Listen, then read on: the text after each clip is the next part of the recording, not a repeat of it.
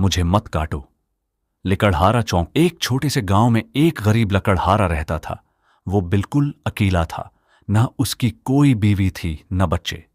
वो हर रोज सुबह सवेरे उठता, अपनी कल्हाड़ी उठाता और जंगल की तरफ निकल जाता।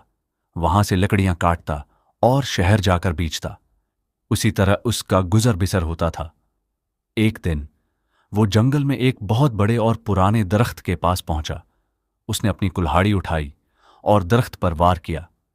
हिल एकू आवाज, मुझे मत काटो। लकड़हारा चौंक गया। उसने उधर उधर देखा और कहा, कौन हो तुम? आवाज आई, मैं एक जिन हूं। मुझे इस दरख्त में कैद किया गया है।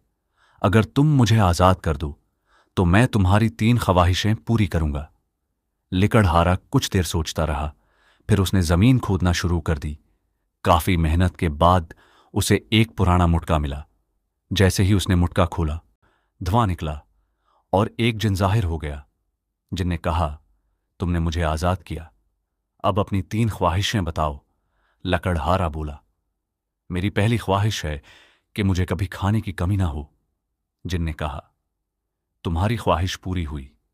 दूसरी ख्वाहिश, मेरे पास इतने पैसे हों कि मैं आराम से जिंदगी गुजार सकूं।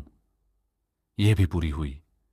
फिर लकड़हारा ने कहा, मैं अकेला हूं, मुझे एक अच्छा साथी चाहिए। जिन मुस्कुराया। यह भी पूरी हो गई। अचानक एक और खूबसूरत औरत उसके सामने आ गई। जिन ने कहा, तुमने बहुत अच्छी ख्वाहिशें मांगी हैं, मैं तुमसे खुश हूं। और फिर जिन आसमान में गायब हो गया। अब लकड़हारा खुशहाल जिंदगी गुजारने लगा। सबक, हमेशा समझदारी और सादगी से ख्वाहिशें मांगनी चाहें।